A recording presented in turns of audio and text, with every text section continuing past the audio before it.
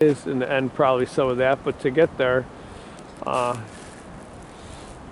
know, my brother's situation is my brother's situation, but the part that I'm involved with, I have an experience with, and I can share on that. And my feeling insight is that my brother is working through an exit point in his life, an opportunity to stay or to leave. Yeah, so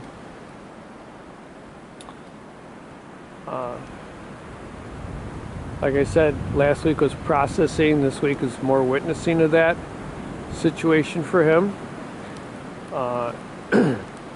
There's been some good guidance that has come in. I've asked for positive guidance, how to support that, and there's things that have come in, and they seem to have been very accurate and helpful, so I'm very grateful for the guidance that I'm provided.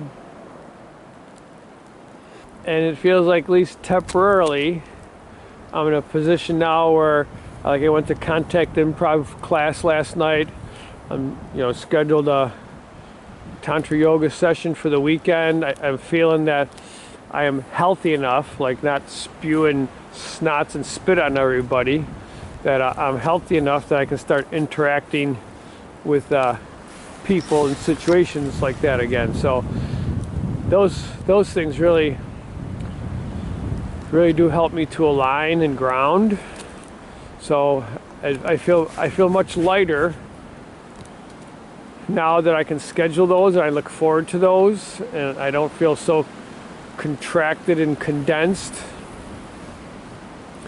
So that feels much lighter and more positive than it has in the previous weeks. So that is a big positive awareness.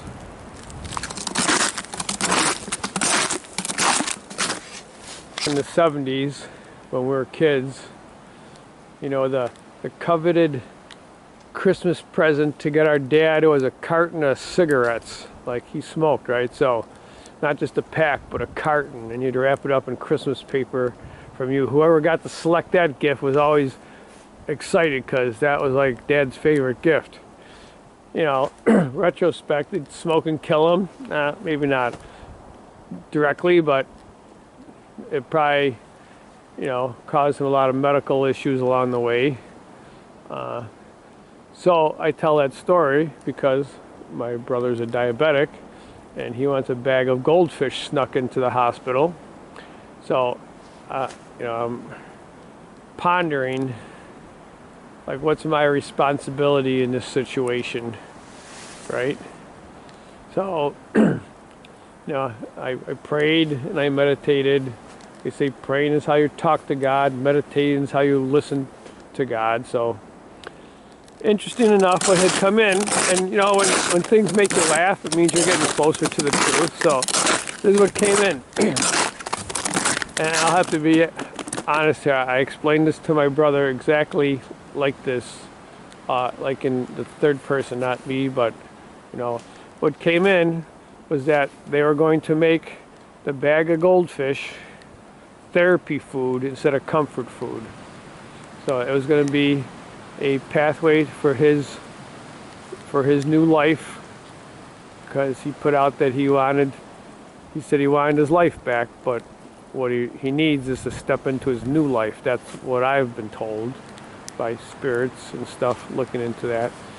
So this bag of goldfish was going to be a way for him to do that. And what he was tasked to do was, every time before he ate one goldfish, he was supposed to give gratitude for something in his life, and then he could have a goldfish. And every time you wanted to eat goldfish, he'd have to stop and give gratitude before he ate a goldfish. And if you don't know what a goldfish is, they're these little crackers that look like goldfish. I think the ones he wanted were cheddar cheese.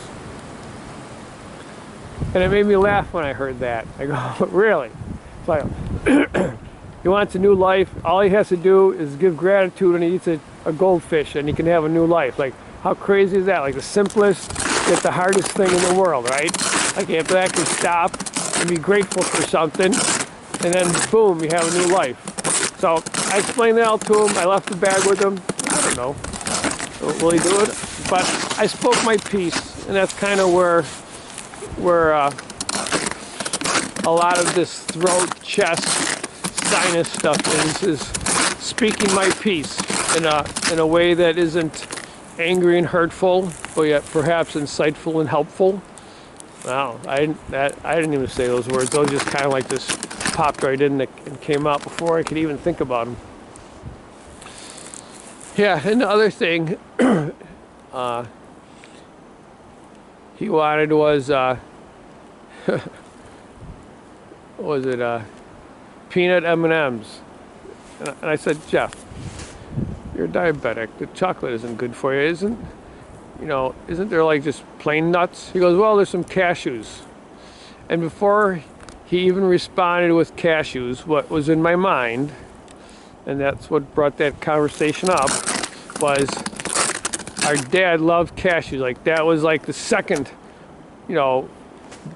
gift to get him for Christmas. His birthday was a big container of cashews. That was like his go-to, right, for comfort food. So to hear that Jeff had a can of cashews in his cupboard and was willing to use that as a fill-in made me feel that it was my way, it was my dad's way. All right, the word intervening is coming up, but it didn't feel like that, like he was going to intervene in Jeff's life, but to be present and give him guidance and comfort through this process. So tomorrow I'm taking up the can of cashews. And I don't know if it'll make the final cut, but when we're up there, one of the nurses said, they're trying to control his blood sugar, right? And it's going all over the place. And the nurse said,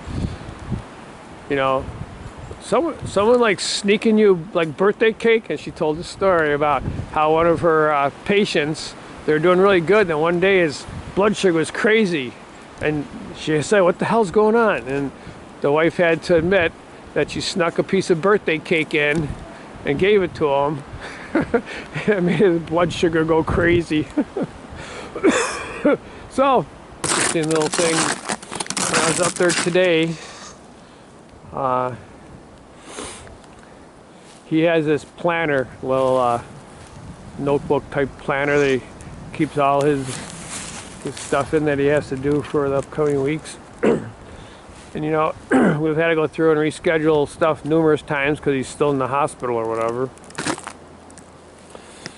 So he decided to pull it out when I was there and see what, we had to reschedule or whatever. He goes, I only have this one meeting, and it's a telephone call. Next week, I only have that health professional, and that's a phone call.